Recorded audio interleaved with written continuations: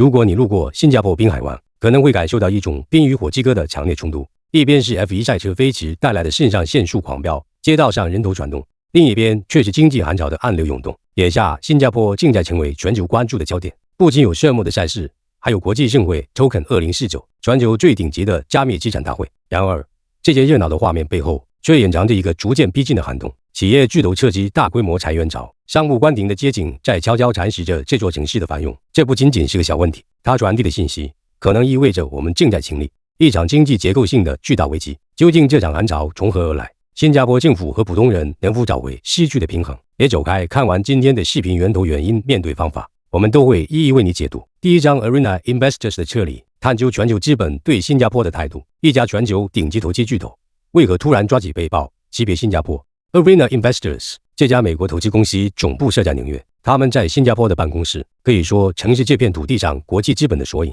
然而最近随着一纸决定，他们宣布整体撤退，关闭所有业务职能部门，同时将部分团队移至印度的班加罗尔。这背后的原因是什么？根据相关报道，这家公司认为亚洲市场缺乏足够吸引力的投资机会。更重要的是，这种现象其实并不只是 Arena 单独的感觉，在过去2年里，包含其他维基基金在内，国际资本对整个亚洲的兴趣都在迅速下降。你可能会问，这种撤资对新加坡具体有哪些影响？首先，它直接影响了新加坡金融服务生态，比如就业市场中高技能岗位的减少，对本地业务支持的萎缩，这些都会在未来几年逐渐显现。其次，这背后还揭示了亚洲地区在全球投资版图中的边缘化趋势，新加坡可能变得更难吸引新的资本。我们接着往下看，这种情况不仅发生在投资圈，更深刻地影响了普通民众的日常生活。第二章，奶茶巨头贡茶的突然消失，这是市场非理性繁荣后的冷却。一夜之间，贡茶关闭了所有新加坡门店，你能想象吗？这个曾经风靡街头巷尾的奶茶品牌，竟然突然卷铺盖跑了。让我们先从消费者的视角来看这个故事。新加坡的年轻人对奶茶的热情无需多言，不难想象，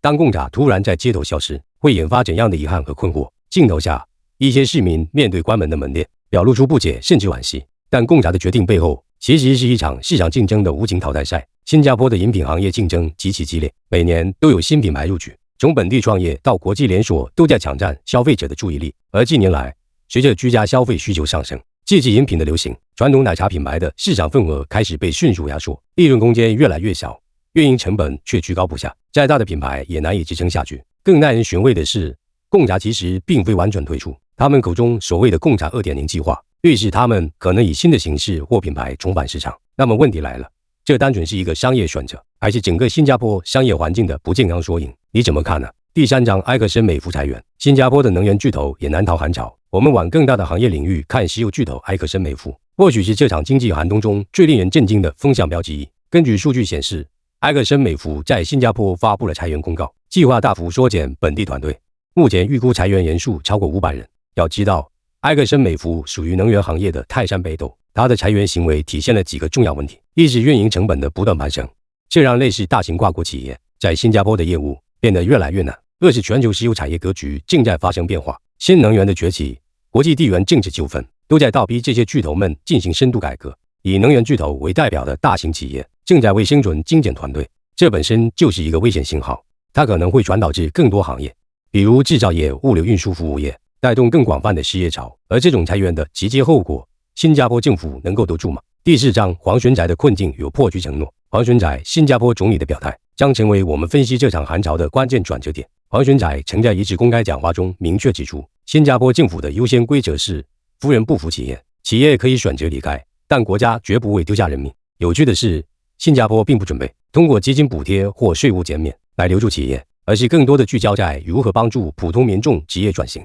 确保裁员后的生计兜底。这与全球其他国家的处理方式形成了鲜明对比。比如美国在疫情期间通过大规模经济刺激计划帮助企业续命，而新加坡则更像是在做一场自然优胜劣汰的实验。一个很好的例子是技能发展支持体系，裁员者可以接受国家补贴，在新的领域进行技能培训，尝试进入新的行业。这在亚洲国家中算是一个比较独特且大胆的尝试。那么问题来了，这样的模式真的能够解决问题吗？印象中，新加坡一直以高效率的经济管理闻名，这是类似消除一片森林再重启的方式，是否适合当前复杂的局势，能真正稳住足够多的民众？第五章，个人如何在寒冬中调整自己，使用干货抗击裁员潮。既然寒潮正在逼近，无论是否直接影响我们，每个人都应该知道如何应对。这里有几个实用建议，希望对你有帮助。一、学会快速调整心态。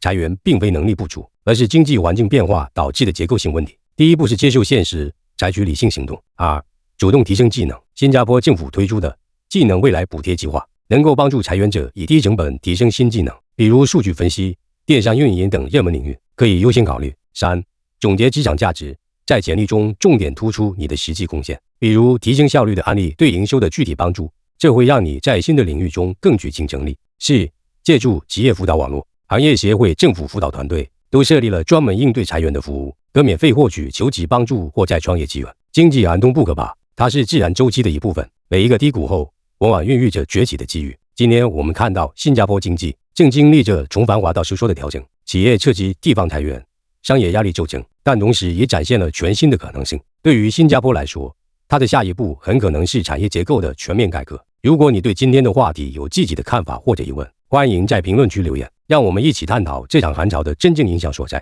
喜欢我们的内容，点个订阅，让我们一起关注下一次新加坡经济风向转折。谢谢观看，下期见。